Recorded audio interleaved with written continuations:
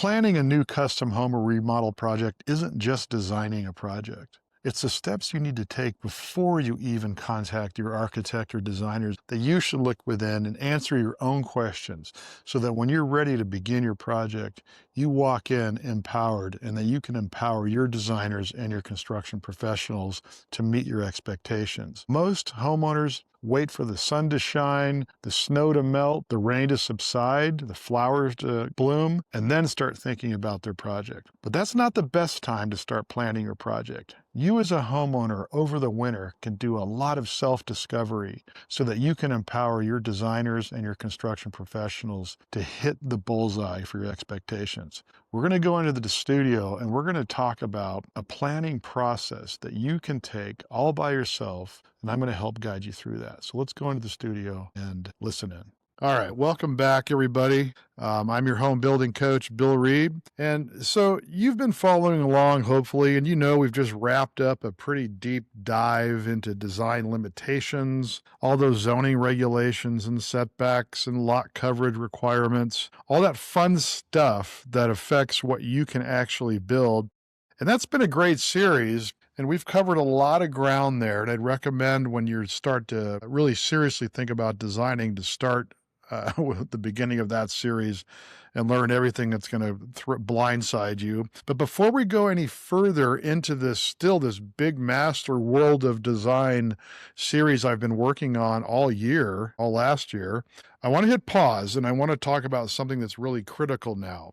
Right now in January of 2026, or any January, frankly, winter time. So here's what I'm noticing. My inbox is a builder and general contractor. In the wintertime, my inbox is quieter than usual. My phone's not ringing off the hook, and that's completely normal for this time of the year in the construction and design world.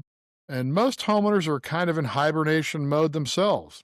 They're scrolling through home renovation ideas late at night. They're saving pictures on Pinterest or house.com. They're dreaming about their future project, but they're not taking action. They're thinking, I'll deal with this when the spring comes. I'll start making calls when the weather gets nice. And you know what? I get it. It's cold outside. It's raining outside. It's not the ideal time of the year. The holidays just ended. Summer and construction season feels far away. It doesn't feel like the right time to start planning a home project, right? But here's what most homeowners don't realize, and this is what we're diving into today. The homeowners who start planning right now in January and February are going to have a massive advantage over the ones who wait until March or April to get moving. One of the big wake-up calls for a lot of homeowners who have never built or remodeled before is realizing really quickly that it takes a long time to plan a project out properly. And if you don't take that amount of time to plan out a project properly and you're behind the eight ball and you're anxious to get started before the weather comes again next fall, this is where compromises and mistakes are already being made before anything has even really gotten started. So I'm kind of talking about like a 3 to 6 month head start here. And I'm talking about access to designers and contractors who aren't slammed yet. They may have work in the pipeline they're getting ready to start, but the smart contractors, the smart designers are already thinking about filling their next pipeline for the following year. And so I'm talking about having your plans ready to permit when everyone else is just starting to figure out what they want.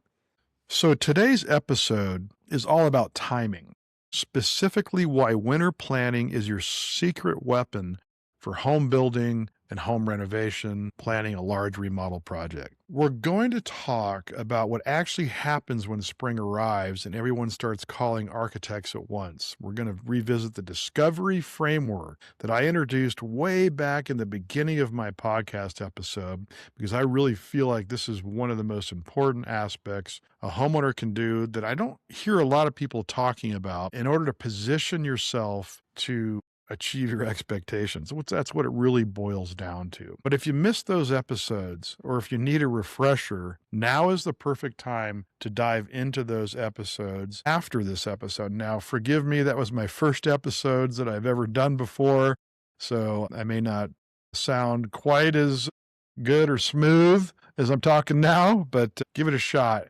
So if you combine this episode with those early episodes, because what I do is I dive into deeper into the ones that I'm going to introduce to you today, into the 5 pillars that I'm going to be introducing you today. And most importantly, I'm going to be giving you a very specific action plan for what you should be doing in January, February, and March. Really, you can apply this at any time of the year, but I like to see homeowners start planning their project in the winter so they're positioned to get permits and break ground when they want to in an ideal time. You end up getting yourself set up for an incredible project. So let's get into this. Let's make it happen. All right. Before we dive in, I want to tell you about something I'm really excited about. This is a kind of a lifelong dream in my whole design and construction career. Everything we're covering today, the discovery framework, all these planning steps, and much, much more, I'm building into a software program called BuildQuest. Think of it as your planning assistant.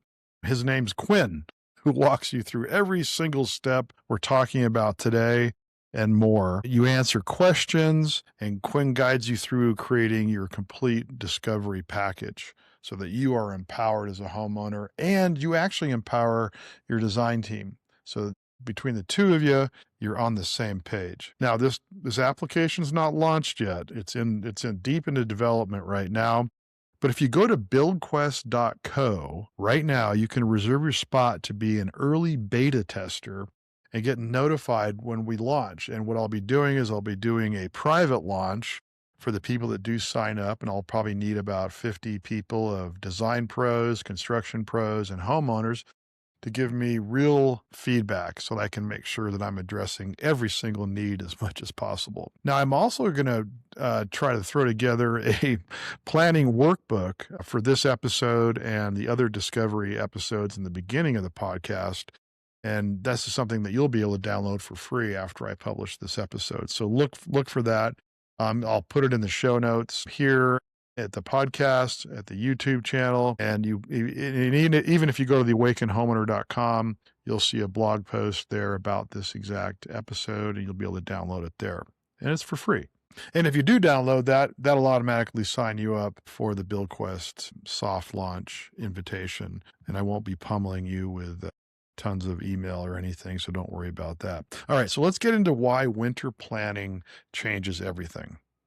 All right, so let's talk about what actually happens in home design and construction world when spring rolls around, because I want you to understand the reality that most homeowners walk into, and most importantly, how you can completely avoid it by planning now during these quieter winter months. Picture this, it's April, the weather's warming up, the sun's out, you're walking around your home or your property and you're getting excited. You're thinking, this is it. This is where this is the year we finally do the kitchen remodel. This is the year we build that addition.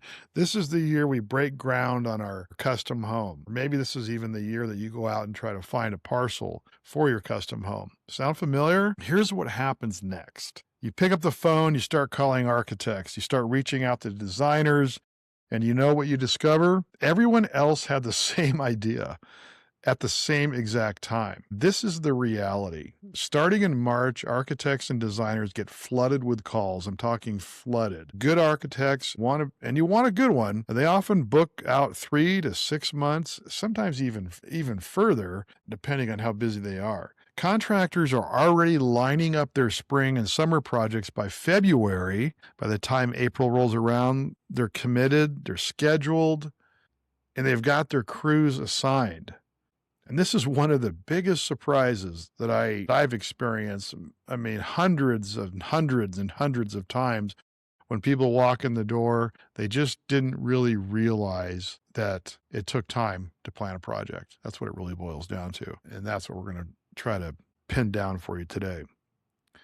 And then here's the math that nobody wants to hear. If you call in April wanting to start a project, you're not breaking in ground until September at the earliest, maybe later, because even if I could squeeze you in immediately, which I usually can't, we still need time for design. We need time for revisions. We need time for permits. We need to go through the whole estimating and costing process, the contract process, that entire process. If you're planning to build a custom home, could take at least 1 year, realistically, if you're building a mid to upper end custom home to get ready just to get ready to break ground.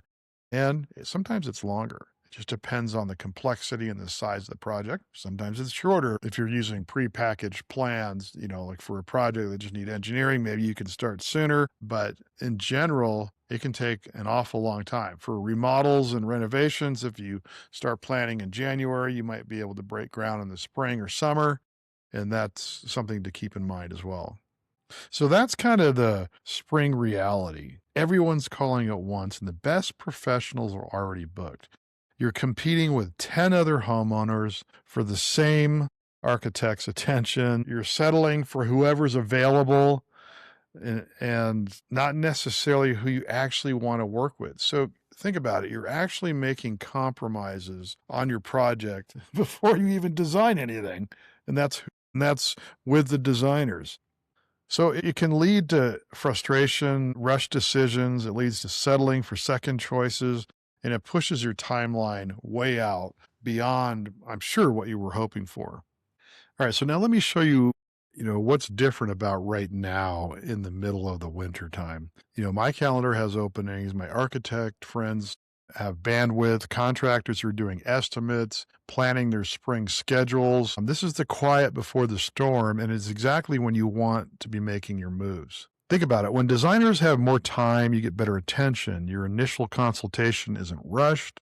You can spend time really listening to what you want, asking thoughtful questions, and digging into your project. You're not one of 5 consultations that they're doing that week. You might be the only one. You might still be within a group of new customers for the architect, but it's certainly a quieter time of the season for the most part. And it really does depend on the location that you're in and the weather. But this is a pretty common, you might even see some contractors, offering winter consultation deals because they want to keep their pipeline full, or, the quality of the attention you get in winter versus spring, it's night and day.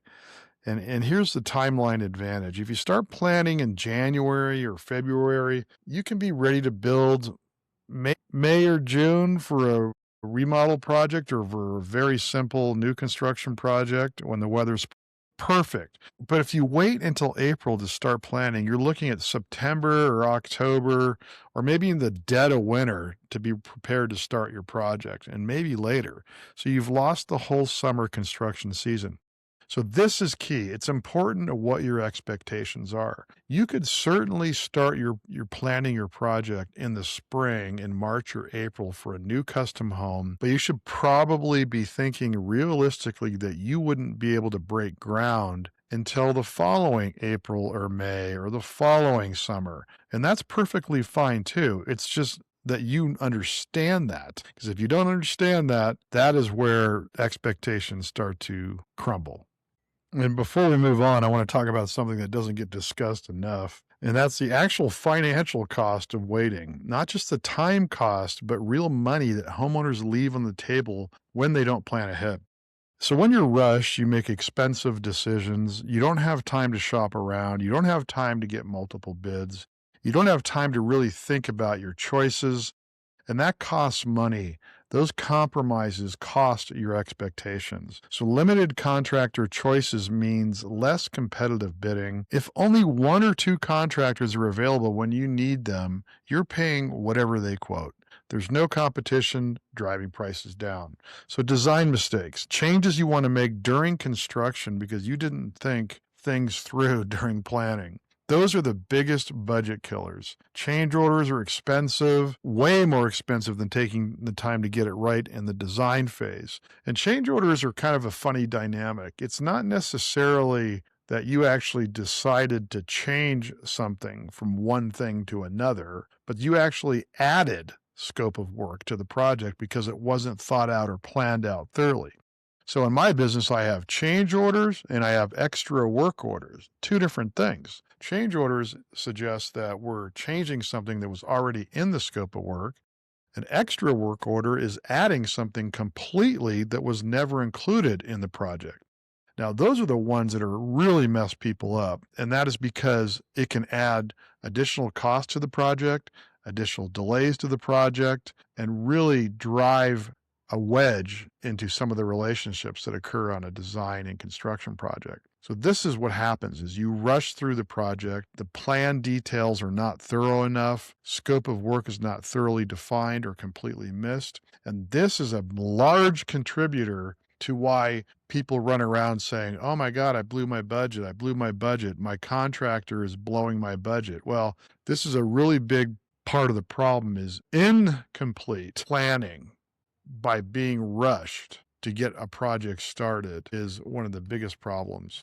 And that's what contributes to a lot of aggravation. So in my book, I tell a story of two different homeowners, Ben and Jane, who rushed into their project without proper planning, and the McMillans, who took the time to do their discovery work up front. And the cost difference between these two projects was significant.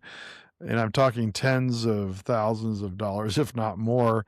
And it all came down to planning. Ben and Jane made expensive changes during construction because they didn't figure things out, beforehand. They discovered problems when it was expensive to fix them. The McMillans, they knew exactly what they wanted before the first nail got hammered. Their project stayed on budget. So when you added all the time delays, the missed opportunities with designers, and the rush decisions that cost extra money, the change orders, the extra work orders, the stress, waiting to start planning doesn't save you anything. It costs you big time, and you don't know that. You don't realize that. And that's my goal here today, is to help you realize that so you can, regardless of the time, the time of the year you start planning, to make sure that you are planning thoroughly enough. And a good starting point is over the winter time. And that's why we're talking about today. So that's why timing matters so much. Winter planning isn't just about feeling productive. It's about positioning yourself for success. So now let's talk about what planning actually looks like. We're going to revisit the discovery framework that I introduced in the early podcast, because this is exactly the work you should be doing during these winter months. All right, so hopefully I've convinced you that proper planning is a good start to a project. And the wintertime is not a bad time to do it. Don't wait till the spring unless your expectations are to start much later. So great. So now what? This is where a lot of homeowners get stuck. And frankly, a lot of people out there claiming that proper planning is the right thing to do with nothing to back it up. Homeowners know they should be doing something, but they don't know what something is. So they default back to scrolling through the Pinterest and the house books, which is fine. That's part of the process, but it's not enough. And if you're one of those homeowners, whether you're planning a landscaping project or a new home project, a remodel, you know what I'm talking about. You feel like your wheels are stuck in the mud. You're running around your house with your significant other, pointing and saying, "I want to do this and I want to expand that," but you really just get stuck and you just start spinning your wheels. So today I'm going to walk you through what I call the discovery framework. This is the foundation of everything we do in the Awakened Homeowner methodology. And it's covered extensively in part 1 of the book that I have, The Awakened Homeowner. And this is another thing that you can do during the winter time, or if you're just very tentatively thinking about a project, is just start absorbing the content in this book, because it takes you through the world of design, the world of construction, and action plans that will help you really tackle a project. And the first part of the book is the Discovery series. So if you've been listening since the early episodes, this is going to be a great refresher. And if you're new here, this is going to give you a good roadmap for exactly what you should be focusing on, during these winter months, or just generally during planning your project. So what discovery actually is. Let's start with a simple definition. Discovery is the work you do to get clear on what you want, what you can afford, and what's possible before you start hiring designers and contractors. It's the internal work before the external outreach. And this is a big part that people just try to skip right over and pick up the phone or go on the internet and just start having dialogue with designers and contractors and just get stuck in this whirlwind. The mud just keeps spinning. Now, this isn't a huge time investment. We're talking, I don't know, maybe 10 to 20 hours over a few weeks. It could be over a weekend. It's not overwhelming. And here's the beautiful thing, it can be done entirely indoors, perfect for the winter weather, right? Discovery involves introspection, research, conversations with your spouse or partner, and some number crunching. The output is clarity that empowers designers to serve you better and prevents you from wasting time and money going in the wrong direction. One of the things that the designers are starving for is clarity. They want to make sure that at the end of the meeting with you that they have a clear understanding of what your goals and objectives are for both design, construction, and cost. And it's hard sometimes to get a homeowner to project that clarity because they haven't done the proper homework ahead of time. And it's because it's not your fault. It's because you didn't know what you needed to do.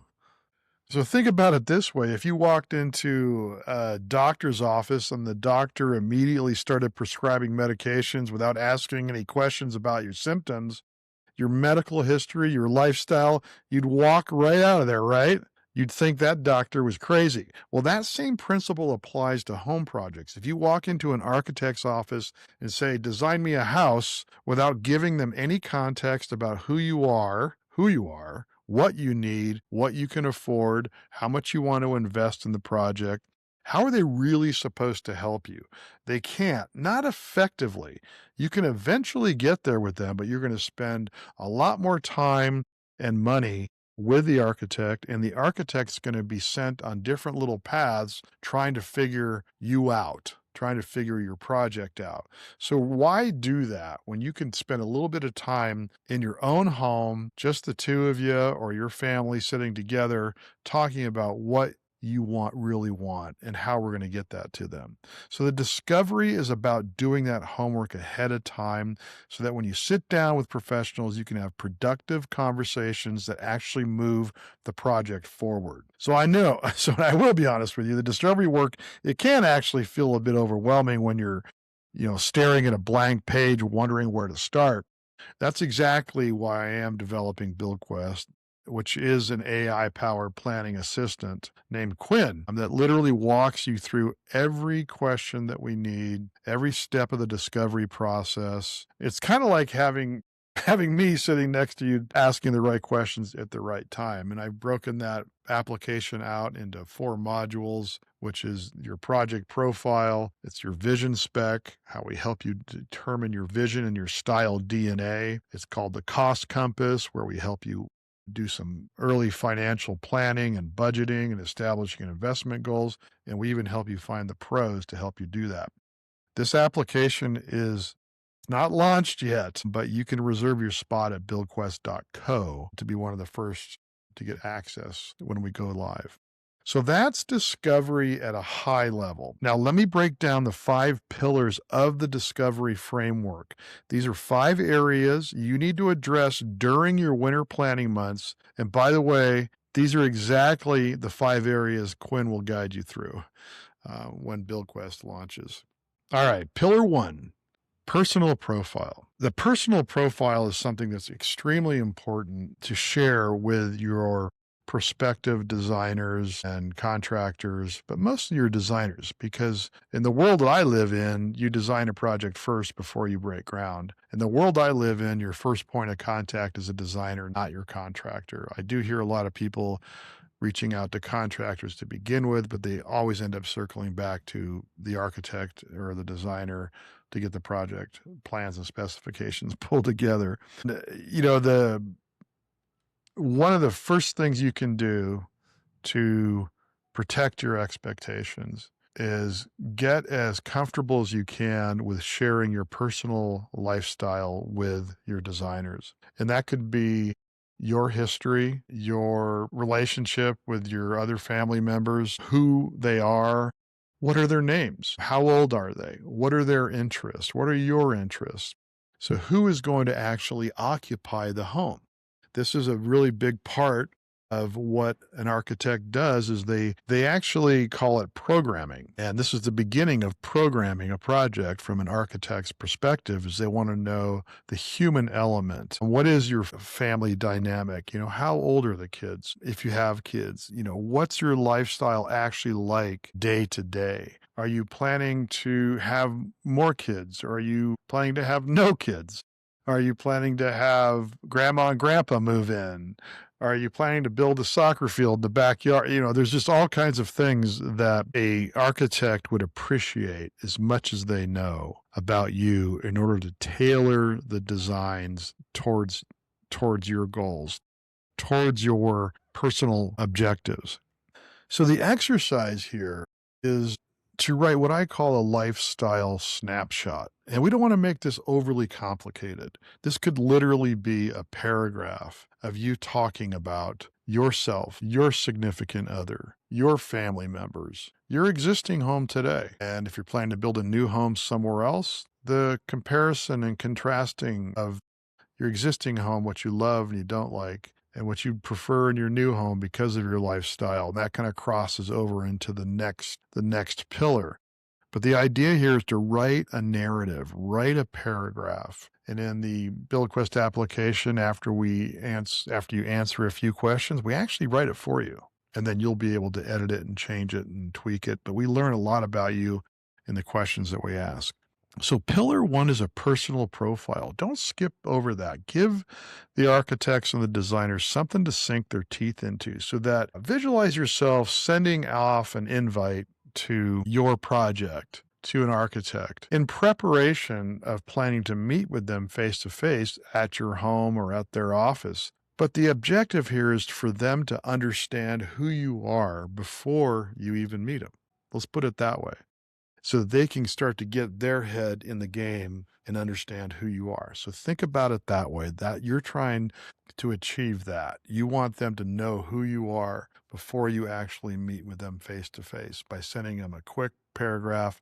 Maybe it's you send them your social links. Maybe you invite them to Facebook or whatever you use. Anything they can do to learn as much about you. The next one, pillar 2, is the property profile. So if you're renovating your current house or planning to remodel your current house, it's really important to share as much information as you can about your property, your home as you've been living in. So let's face it, it's really easy nowadays to get the data offline of your home, your parcel, the amount of square footage, the amount of bedrooms and bathrooms. And it's really, you can get that within seconds off the internet. But what we can't get is the dynamics of living inside that home on that property. Maybe you have a school in the back. Maybe you have a busy street you live on. Maybe you have no neighbors, or maybe you have neighbors that you like and you don't like. And the sun rises on this side of the property and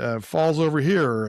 And the water drainage is a problem over here. If you get my drift, sharing the insights that you have on your property profile, amongst the obvious things, like prepare a group of pictures of your home and your neighbors' homes and your neighborhood. So that's another one that sometimes people miss, is let's show pictures of the outside of your home, the front and the back and the sides, and the adjacent properties directly adjacent to your home. This is really helpful for a designer to understand the environment that they'll be working in. And take pictures of every room from multiple angles, measure the spaces if you want, document what you love and what you hate. That will be really good to provide direction to the designer. And if you're building new and you already own a lot, or maybe you're planning to demolish your existing home, and maybe you're building new, maybe you're building a custom home and you already own your lot, go ahead and share your observations of the lot.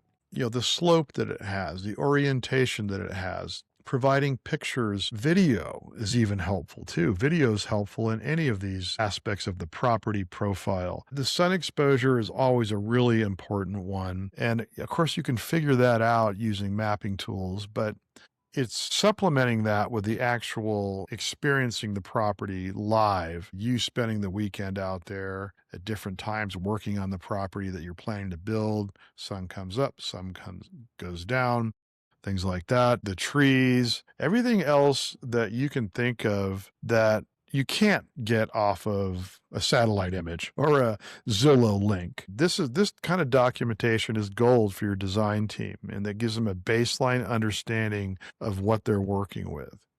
Pillar 3, dreams and visions. This is the fun part. Now, this is where those late night scrolling sessions can pay off. Your inspirational images and ideas. Perhaps you're using Pinterest and you've created boards, or you're using Houzz and you're creating idea books, or you have your own set of web links or pictures. Whatever you've been collecting, you organize those in some fashion. You may be able to organize those by exterior and interior, organize your images by bedrooms, organize them by style, anything you can do to demonstrate your dreams and visions.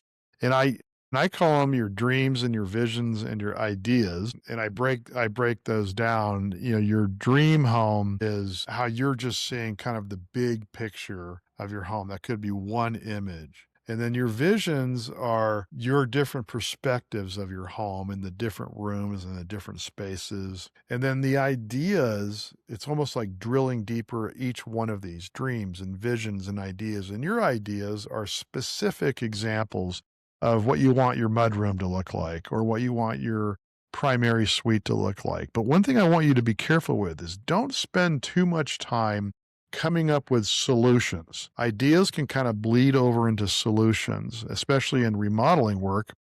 Don't waste your time with that. You've been probably wasting hours and days and weeks and maybe years of time trying to come up with solutions. You know what you like. You don't even know what architectural style it might be of a picture that you liked, but you know what you like. You know what you want. You're hiring a design professional to interpret all of your information, your personal profile, your project profile, your dreams and visions and ideas, pillar 3, and give that to them. And the more time you spend on that aspect, as opposed to saying, I want a 800 square foot basement and I want a 400 square foot primary suite with 2 sinks and a shower and all these kind of things. These are the things that will come. Those will come. But ideally what happens is, because the designer gets to know you and your significant other and your family and your property, they will ask those questions. They will do their own job of getting the ideas out of you. So this is a really important one, because I know that people can waste a lot of time deferring their project for what seems ever, because they can't seem to get unstuck out of the mud. So that's the idea behind pillar 3, your dreams and visions. Pillar 4 is an interesting one. This is delusions and realities. And this is kind of like the tough love part of discovery. This is where we talk about the gap between the Pinterest dreams and the real world budget. Delusions and realities are covered in depth in my book.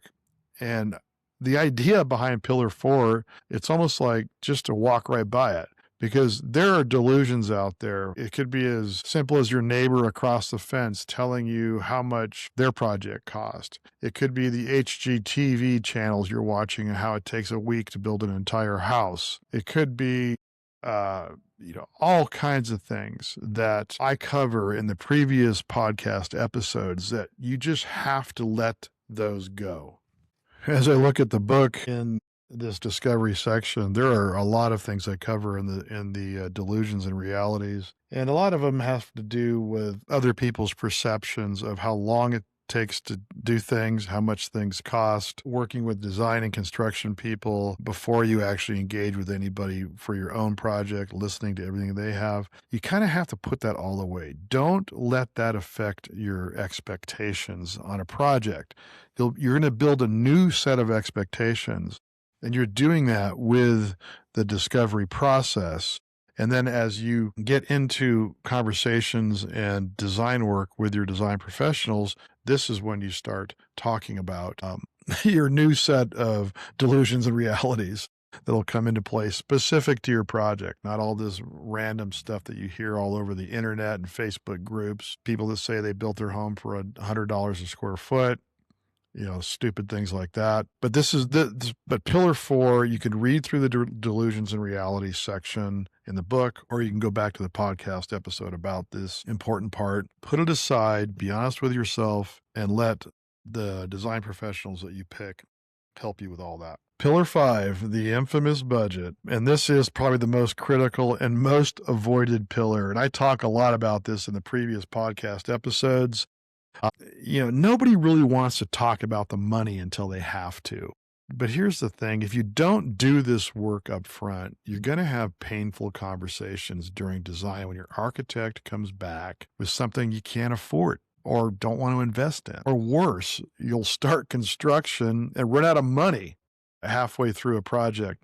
Your budget is an investment goal. It's not a construction estimate. And this is something that I want to really drive home. And this is what's lurking about as you start working with yourself and when you start working with your design professionals is how much money do you want to invest in this project, regardless, think about it this way, regardless of what the project is. So it's not uncommon, I would say it's very common, that homeowners have a dollar amount in mind of what they wanted to spend on a project. You might be thinking you want to build a 3,500 square foot custom home, and all of the delusions and realities that you've heard in the past that we just talked about in pillar 4, they said you could build your 3,500 square foot home for $200 a square foot, all in.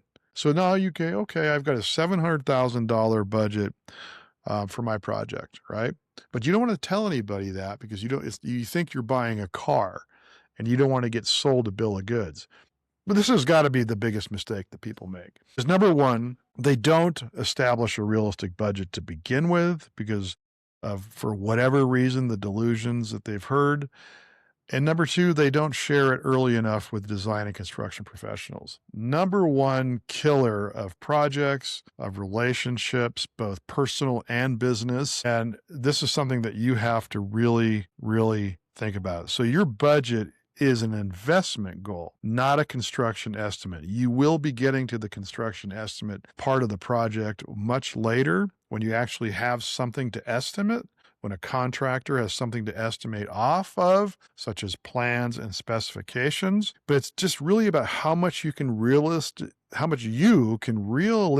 invest based on your finances, your property value, your future plans. So there's kind of a 2-step process here. First, you analyze your property value. What is it worth now? What will it be worth after the project?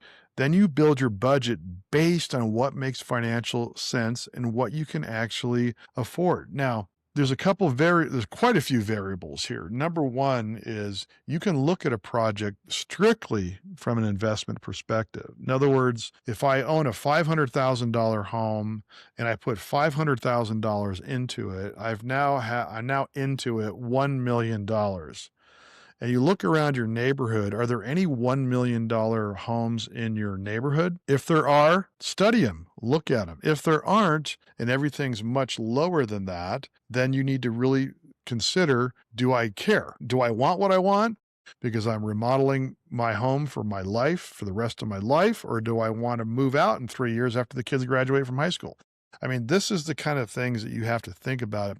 And you come at it from the investment perspective first, if this is a priority for you. Now, resale is not necessarily a priority for everybody. Investment is not necessarily a priority for everybody. But this is one way to look at a project to make sure that you're not getting yourself too deep because life changes. You may need to sell the home in 4 years, or you may win the lottery, you don't care. So this is a really important part of it because you need to know what you feel comfortable investing in the project. And if you share this information with a design professional to begin with, and these are hard conversations to have because you've spent all your time writing your personal profile, sharing your project profile and the dreams and visions, and you got excited about all that and you're sharing all that. Then and I call it balancing the budget. This is a teeter-totter. So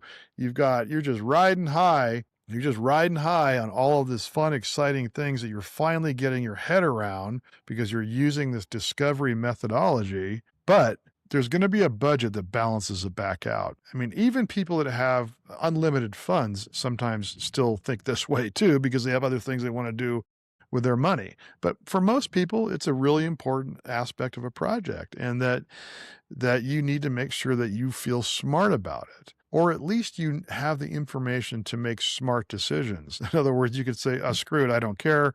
I just want to go ahead and get what I want. But at least I know where I'm at. So balancing your budget is really what we're talking about here, and sharing it with the design professionals. Because if you are planning to build a 3,500 square foot home and you really think you're going to spend $700,000, you're doomed. You are flat out doomed. I don't care what anybody says, because if you have a blank lot and you have to do and you're planning to hire professionals to do the work, if you're planning to put your own labor in the project as a DIYer, that's kind of a different story. Maybe, just maybe you'll hit that 700,000 mark. You probably won't. But this podcast is designed for people that are planning to hire people to help them design and build their home. These are people that have other things to do with their time, like make money so they can pay for their project. Even if you are a DIYer or an owner builder, as we call it, where you do a lot of the work yourself, this is still a good exercise to go through because you're putting sweat equity into a project. So what I want you to really think about on this budget one is balancing your budget, sharing it with your design professionals, having that tough conversation with them so that they can help design a project towards your investment goal, towards your budget. Don't expect the design professionals to bring that up at least at the early stages. Creative, passionate people, they love creating new homes. They just assume that you have the money to do it. They're not necessarily comfortable talking about it. Nobody is. But since it's your butt, since it's your wallet, I would recommend that you initiate that conversation if they don't initiate it right at the very beginning, so that you can understand that your project's really $1.5 million, not $700,000 for your 3,500 square foot home. You may rethink your criteria. You may rethink buying that lot. You may rethink the project altogether. And meanwhile, you haven't spent 20, 30, 40,000 plans and consultants and surveys, and you saved your butt that way. So these are the 5 pillars of planning. And this is everything you do before you reach out and begin designing your project. And that's the personal profile, the property profile, the dreams and visions and ideas. That's the fun, collecting all of that into some kind of organized format, and then letting go of the delusions and realities. Don't let that influence you, both in a positive and negative way. Set those aside. Just because Harry on the other side of the fence said that he spent $700,000 3,500 square foot home, it's probably baloney to begin with. You don't know if he got all the materials donated to him, or he spent, he did all the labor himself. You just don't know that. And instead, focus on your dreams and visions and ideas, your 5 pillars, and talk with a design professional that really, really has the knowledge base, and a construction professional. So once you have some early design schematics together, you could bring in a construction professional, a general contractor, a home builder, and say, hey, look at my 3,500 square foot home that we've spent a little bit of money designing. We haven't got too deep into it. What do you think? How much a square foot do you think it's going to be? Could you do a preliminary estimate? My idea was 700,000. And then when you pick them back up off the floor, you guys will be able to have an intelligent conversation. All right. So the discovery isn't just, something that you have to do in the winter, right? It's just actually ideal for the winter, depending on scheduling. But this brings us to one of the most important questions. Okay, Bill, I'm sold. What specifically should I be doing this month, the next month, and the next month. And that's what we'll cover in this segment as fast as I can. So here's kind of a month-to-month action plan for the next 3 months. And we'll just call it for right now, January, February, March, to get your head in the game. Now, seems like a long time, but you've probably been thinking about this project for a long time, a much longer time than that. So now what we're doing is we're getting off our butts and we're going to actually package something up so that you can then feel confident when you go out and reach out to any kind of professionals to help you with this. So January, month 1, is all about laying the foundation. And that is when we start collecting the information and having the initial conversations. So you're not making any big commitments yet. You're just getting organized and getting clear. So here's some thoughts. Read part 1 of the Awakened Homeowner book, the Discovery series, if you already have it, or you can grab it, on Amazon.com and absorb that discovery methodology and highlight the sections that resonate with your project. Take notes on the areas you want to dive deeper in. Second, listen or re-listen to episode 2 through 7 of this podcast. And these are deep dives on each of the discovery pillar. And take notes on action items. If you're commuting or exercising, this is the perfect podcast content. And third, start your personal profile. Block out 2 or 3 hours with your partner or spouse. Write your lifestyle snapshot. Take some focused time to really do that. Light a candle, make some tea, have a beer, whatever it is you need to just kick back and just write a little story. Could be just a paragraph about who your families are. List the occupants and their needs. Collect a few family photos if you want. Document hobbies, work patterns, entertaining habits. Share your careers, whether you work at home or hybrid, work at home and the office, whether you both work. These are the kind of things, again, that help. And that's the third step in your first month of planning. And fourth, begin the property documentation of your property, whether it's an empty lot or it's an existing home. Take the photos of your lot, pull out your documents, any title reports, any of the documents that you purchased your property on. And here's another thought that I didn't bring up earlier, and I've brought up many times during the podcast, is if you're serious about building a new home on an existing parcel that you own already, hire a civil engineer, hire a land surveyor, a licensed land surveyor to do a land survey, mark the property lines, mark the topographic map, which is documenting the slope, if there is a slope on the lot. Mark any of the existing structures on the property if you're planning to expand or demolish a home. So even if you're remodeling and expanding or you're building new, a survey is really helpful. And that takes time. That could take 4 to 6 weeks, maybe even longer, to get all of that information. And then that's going to be one of the first questions that your architect has is, we need to get a survey. And you as an informed homeowner are going to go, I already got one. So that is a really good thing for you to be working on. And that's kind of like dipping your toes a little bit into dealing with design professionals, is hiring a licensed land surveyor and getting the appropriate documentation from them. And you can ask some of your friends and colleagues, and I'm sure there's somebody out there that you've hired land surveyors before. They also could be civil engineers. That's why I mentioned that before. So you pull out your title report, you pull out your HOA documents if you have them. If you listen to my previous episode, if you're in an HOA, that's one of the first things you want to do is pull all that document out, make a folder, whether it's a physical folder or a computer folder, and be prepared to share that with your design professionals. And then start making notes about what you love versus what you think you need to change. Measure any key spaces that are important to you. It doesn't have to be thorough. You may not even need to bother with that. And then fifth, create your vision board structure. So we call them vision boards, and the tool in the BuildQuest application will be called Vision Spec. And that's because I'm going to be building on that application for you to not only use the images, but you're going to be able to use it to specify the products and the materials that you want on your project. But set up Pinterest boards, set up house idea books, create categories or create boards for kitchens or bathrooms or exterior or landscaping, however you want to organize it. Whatever applies to your project, and start saving images, but don't get sucked into endless scrolling. Set a time limit at 30 to 60 minutes max per session, because you can also overwhelm your designer with too much information that just sometimes doesn't help. So, pick, 10 images per room or something. Pick 10 exterior images that you like of homes that you love. So think of January as your research and organization month. You're not trying to have everything figured out by the end of the month. You're just starting to collect the pieces. Just start the conversation with yourself and your partner about what you want this home to be. So month 2, February, in this case, if we started in the wintertime, a little bit deeper dive. So in month 2, now we're going to tackle the harder stuff, the reality checks and the budget work. This is the month that separates the homeowners who are serious about planning from the ones who are just daydreaming, right?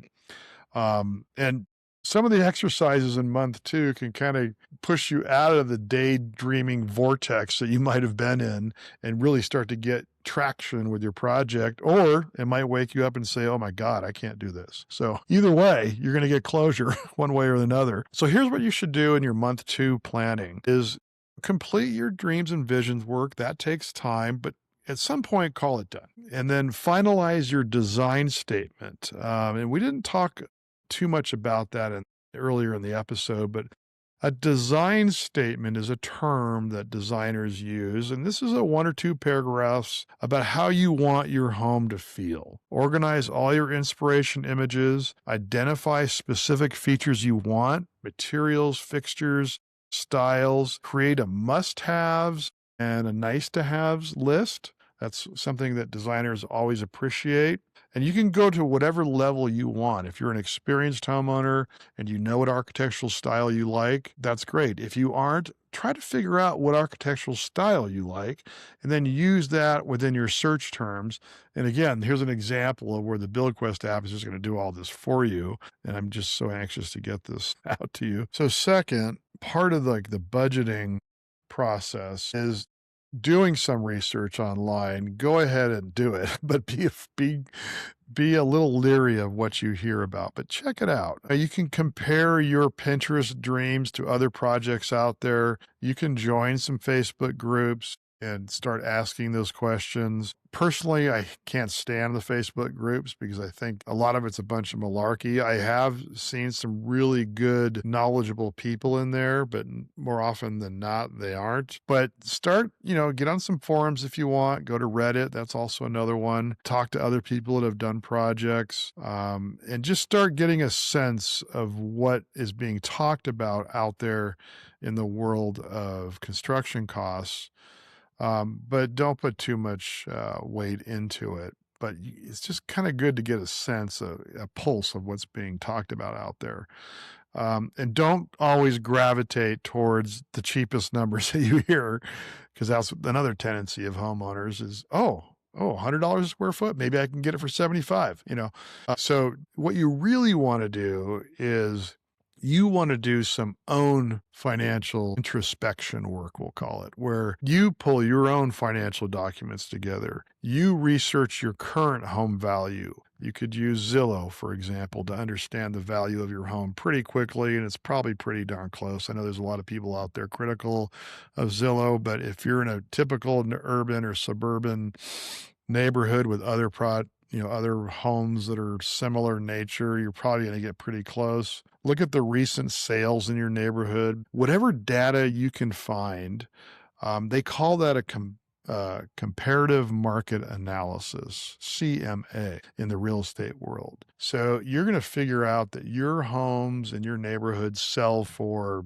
$600 a square foot, or maybe it's $1,500 a square foot in different regions and markets. But understanding the value of homes out there as your home sits today in the case of a remodel, and as newer homes that have been remodeled or built in your immediate neighborhood and how much those are, it's pretty easy to figure out nowadays. In the cost compass tool of BuildQuest, this is going to be something that's automatically done for you, but it doesn't take that much if you have the time to poke around on Zillow or Realtor.com And that's the idea, right? Is to understand from the investment level first so that you can then understand how much you want to invest in your project or how comfortable you are. So a good metric is to use cost per square foot. For the most part, in remodeling, it's a little more difficult because you've got existing structures to work with. New homes it can range quite a bit, as you can imagine, but it's a good kind of benchmark, starting point, launch point. So if you know homes are selling for $1,000 a square foot in your neighborhood, and if you put another $500,000 in your project, are you going to be above or below that? If you're going to build a brand new home, an existing, custom home development or resort development, how much of the past homes have sold for? If you care. Some people don't care, but it's just a good benchmark to use. So you've got the investment perspective to think about, and then you've got an investment goal or a budget that you're going to establish for your project, and then you're going to share that with your professionals. And then fourth, you're going to research designers and architects in your area. You're not going to hire any of them. You may not even call any of them yet, but you start looking at the portfolios online. You start reading the reviews, you kind of note who specializes in your type of project, your type of style, your architecture.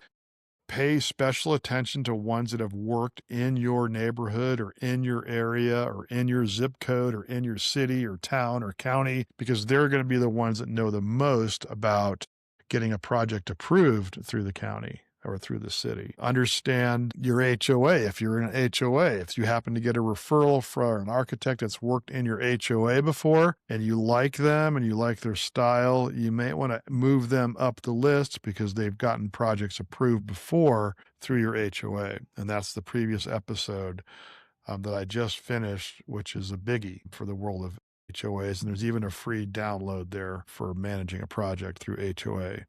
So make a short list of 3 to 5 that you may want to contact in March when you're ready to do that.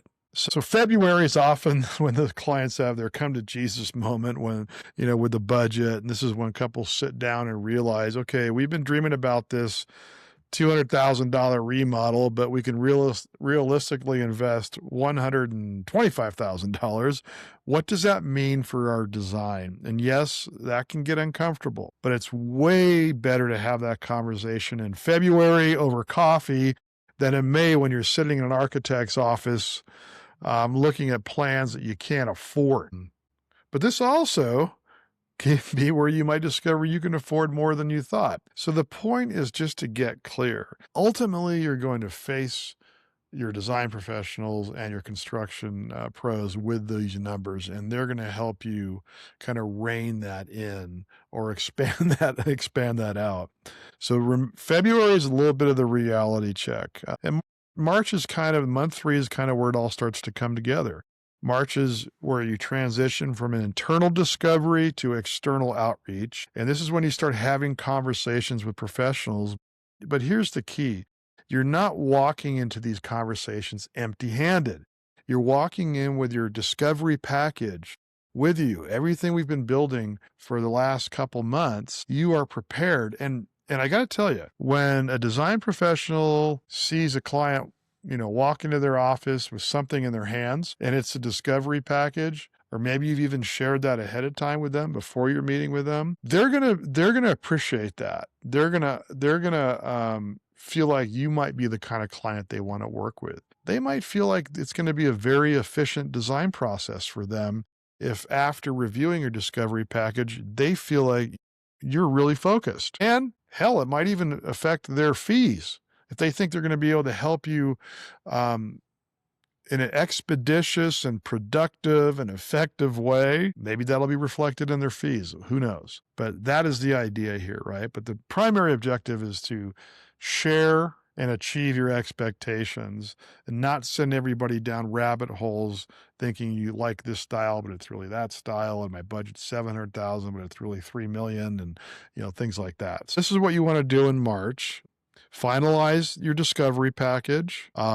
Begin the initial consultations with your designers. Reach out to your short list. Schedule meetings. It's usually free. It's not like they charge you for these initial meetings. Also, research contractors. Although your focus is going to be on working with designers, research contractors. You may want to ask them to participate in reviewing your plans, providing preliminary costs. Your architect candidates may even have contractors that they work with that you might be able to engage. The earlier you engage your builder, your contractor, the better. Now, they may not be that motivated at the early stage because they're busy, they're building projects.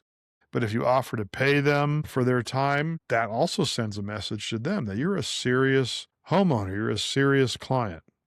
Another thing you're going to want to do is if you're in a situation where you have not purchased the property yet, let's say you have your eye on a lot or a piece of land, you're going to want to do some more due diligence on that. If you're going to put an offer in on a property, you may want to ask for a survey from the existing owner, or you may actually order a survey and brunt the cost of that to make sure that everything that can be done. Researching the zoning and restrictions, and we covered a lot of that in the recent episodes. Connect with your planning department if you have questions, and you just really need to understand what's buildable on your property. Now, your architect and designers will help you with that as well. And don't forget the infamous HOA. If you're in a development, like a resort development or any kind of development, there's probably an HOA involved. So that's your 3-month action plan. January is your foundation work and research. February is your deep dive on budget and reality checks. March, package it all up and start having conversations with your professionals. So theoretically, if you follow these steps, and it sounds like a lot, but it's really not. It's the stuff that you only can do as a homeowner that is really helpful for your design team. And you can start your design work in April. And for a remodel project, maybe you could start in the summer. For a new construction project, you might be able to break ground by the end of the year. If you're in an area with inclement weather during the winter, with snow and rain, you might want to postpone that to the following April, but you're ready to break ground. See, now you're one of those people that took up the time for the contractors because they're ready to break ground as soon as the weather subsides, right? Now you're that person. So that's the objective here, right? Is the 3-month planning process, the early planning process. Now, planning goes all the way through the design process, and that'll come down. I've already talked about the design process in previous episodes, and we'll be going into the more details of that as well as we, continue to build your knowledge. All right, so let's wrap this up. Here's what we've covered today. Winter planning gives you a massive advantage over homeowners who wait until the spring. While everyone else is scrambling in March and April, you could be ready to go with your discovery work done, your budget set, and your designer already engaged. And we talked about the spring reality, how professionals get flooded with calls, and good ones book out months, maybe even years in advance. We revisited the discovery framework, the 5 pillars that create your foundation success. And I gave you a specific 3-month action plan. January for the foundation work, February for deep dives on budget and reality, March for packaging it all up and starting conversations with designers. So the bottom line is if you want to build a remodel this year, you need to start planning now, not in the spring. And if you follow the plan we just outlined, you'll be light years ahead of where most homeowners start. So here are your resources to dive deeper. First, if you haven't already, grab a copy of my book, The Awakened Homeowner. Part 1 covers everything we talked about in much greater detail. The entire discovery methodology with exercises, examples, and frameworks you can use. You can find it on Amazon or at theawakenedhomeowner.com. It'll take you there as well. Second, go back and listen to episodes 2 through 7 of this podcast if you haven't already. Each of those episodes does a deep dive on one of the discovery pillars: personal profiles, property profiles, dreams and visions, delusions and realities, and budgeting. They're packed with, actionable content. And third, head to theawakenedhomeowner.com where you can download the free planning workbook that I'm going to pull together after this episode, and I'll also put it in the show notes. And this kind of gives you a framework of everything that we talked about today. And if you want to be notified when BuildQuest launches, that's the AI powered planning assistant I mentioned that makes all of this so much easier. Go to buildquest.co, not com, .co, and reserve your spot. And I'd love to hear from you. Are you planning a project this year? Are you in the winter planning phase right now? Send me a message on Instagram at Your Home Building Coach, or leave a comment on the YouTube version of this episode. Tell me where you are in your journey and what your biggest question is right now. I try to read every message, and I often turn your questions into future episodes. And if today's episode was valuable to you, I'd really appreciate it if you'd share it with someone else who's planning a home project. Send them a link. Tell them, hey, this guy's talking about why we should start planning now instead of waiting till spring. Word of mouth is how this podcast is growing, and I want to reach as many homeowners as possible to help them avoid the mistakes that are so easy to make. All right, so that's it for today. Remember, winter planning is your secret weapon. The homeowners who start now will have projects that go smoother, cost less, and meet their expectations better than the ones who wait until spring. And it just really boils down to taking the amount of time, the proper amount of time to plan. You've got the roadmap, you've got the timeline. Now it's time to take action. Thanks for listening to Your Home Building Coach. I'm Bill Reid, and I'll see you in the next episode. Let's make it happen.